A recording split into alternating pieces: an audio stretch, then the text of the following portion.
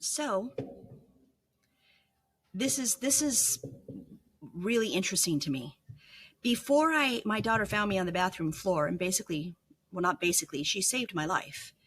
Um, 2 weeks prior to that, I was minding my own business. Again, I was upstairs and it was late at night, and my daughter called me because she was upset about something.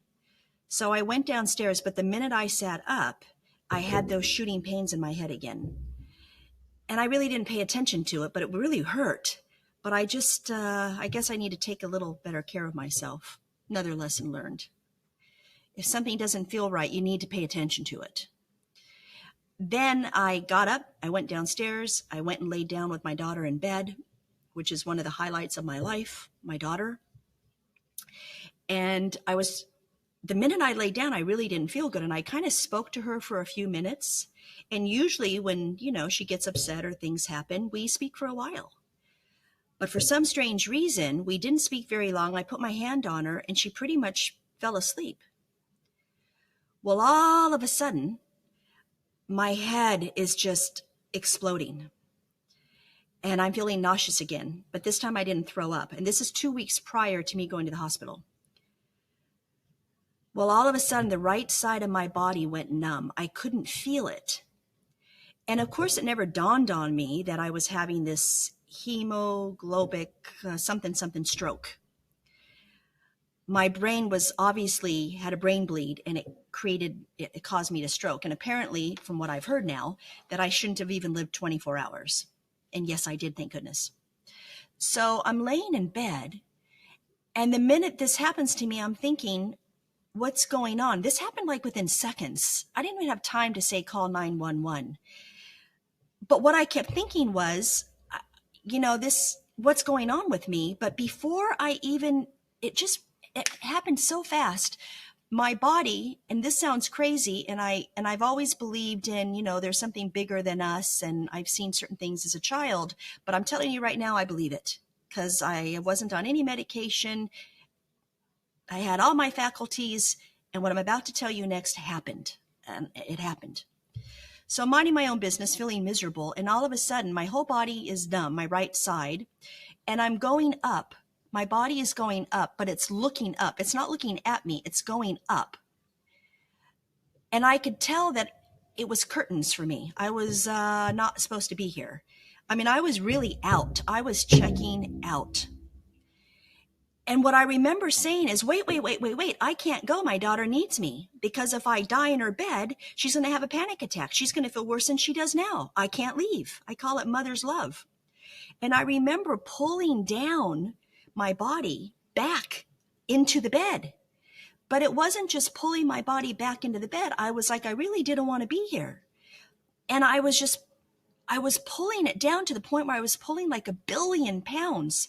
Now I believe when people say that, these mothers get into their child's caught under a car and they lift this huge gigantua 5,000 or 4,000 pound car off their child's body. I get it because I had this desperation of I have to live. I have to say I can't leave my daughter. And I pulled myself back into my body and I finally did it. And then again, I didn't even think about call 911, what's going on, because I was too worried about my daughter. I had to be here for her. And I got back into my body and I just laid there because I didn't feel good. And eventually I wasn't so sick to my stomach anymore. And I could feel the right side of my body return because it was just paralyzed. I couldn't move it. And I got out of bed. I still didn't feel good. I felt really tired, like exhausted, I can't explain how tired I was. And I went into bed and I thought, well, I have to go to sleep because at the time I had an office on Abbott Kinney and I had clients coming and I had to go to work. Why I didn't call 911, I still don't know. So I went to sleep and I woke up in the morning and I felt fine. I was tired, I was weak, and I was very shaky. But I just didn't think of it and I went to work. Well, I'd gone to work for almost 2 weeks. And by the way, all this happened to me, it'll be 3 years on March 16th, 2018, which is the day before my daughter's birthday, St. Patrick's Day. She's my lucky charm. And this happened 2 weeks prior. So a couple of weeks before, after this happened, I had an RN come in. I work also with lawyers and doctors and nurses and people in the film industry, anybody. People just come see me.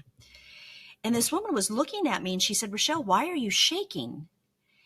And I said to her, well, I don't know, maybe I was diagnosed many years ago as a child with borderline hypoglycemia, and maybe I didn't eat enough, or who knows. And she kept staring at me. And, for this whole time I was shaking and feeling weak, and I really thought it was hypoglycemia. I didn't realize it.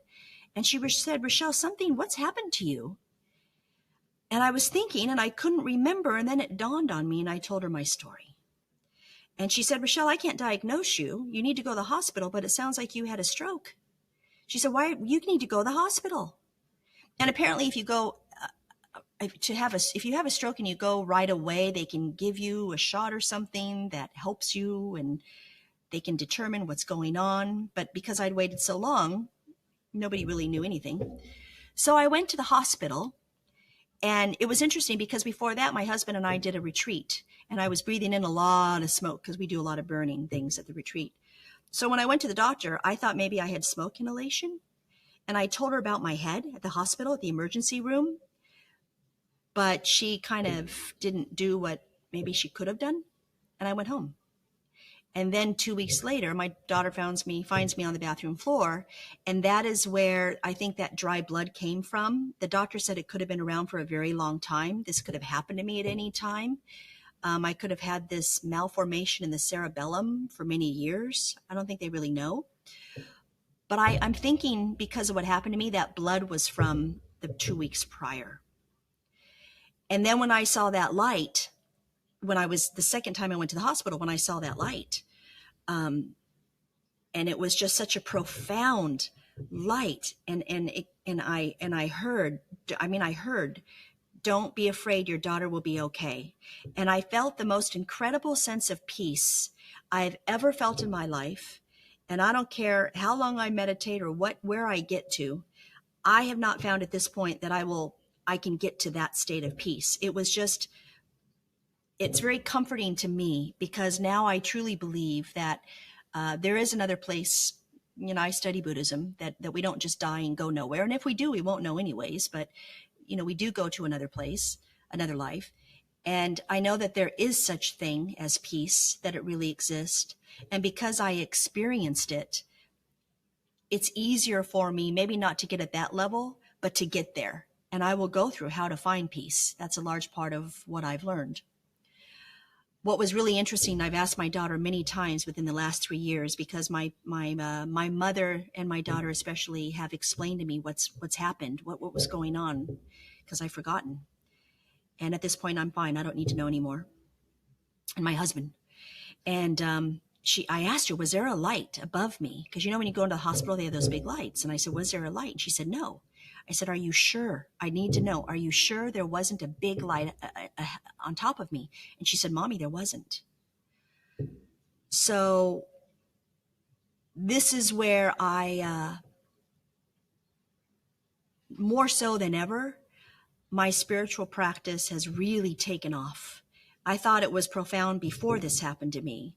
Well, with the experience that I've already told you and the ones that I'm going to elaborate on, and the ways that hopefully my experiences can help you,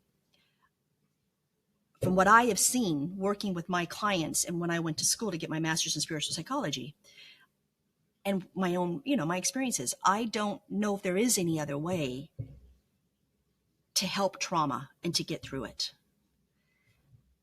So I will see you in the next video. Thank you.